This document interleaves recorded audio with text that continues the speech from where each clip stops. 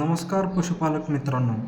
पंजाबमधील लोक महाराष्ट्रीयन पशुपालकांच्या तुलनेत अधिकचं उत्पादन कसे घेतात?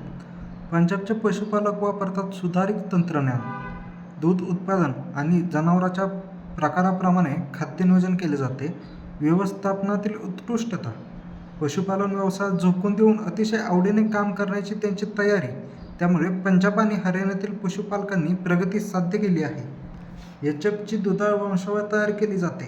या गायी सरासरी प्रतिदिन 35 लिटरपर्यंत दूध देतात.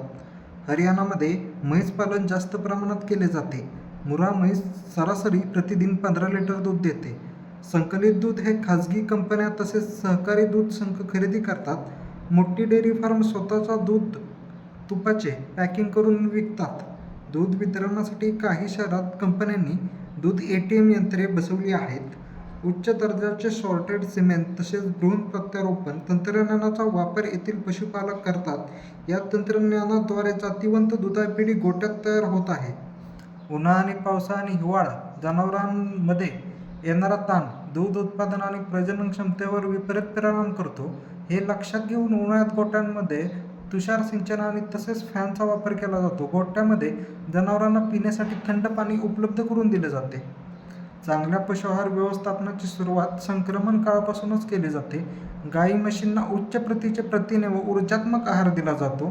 एकदा गाय म्हैस उच्च दूध उत्पादनाला पोचली की त्यानंतरचे खाद्य हे दूध उत्पादनाच्या प्रमाणात दिले जाते. TMR तंत्रज्ञानाचा वापर, चाऱ्याचा पुरेपूर वापर आणि पोटातील आम्लता कमी करण्यासाठी चाऱ्याचा वापर केला जातो. TMR पद्धतीचा वापर केला जातो. व्यवस्थापनातील आधुनिकीकरण, गोठ्यातील आधुनिक बांधकाम, मिल्किंग पार्लर, ताण कमी करण्यासाठी स्प्रे, कूलिंग, ग्रूमिंग, ब्रश, दूध व शेण काढण्यासाठी यांत्रिकीकरण, वासरांचे शिंग कापणे, वासरू अडकल्यास लागणारी सामग्री, खुरे कापणी यंत्र यामुळे पशुपालन व्यवस्थापनात सुधारण्यास मदत केली जाते. तर मित्रांनो, अशा पद्धतीने पंजाबी शेतकरी जास्त उत्पादन घेतात. हे आहे milking parlour. Total hygiene maintain केले जाते बघा. हाताचा कुठेही वापर न होता यंत्राने डायरेक्ट दूध मध्ये जाते. व्हिडिओ आवडला तर लाईक, शेअर, सबस्क्राईब करा. धन्यवाद.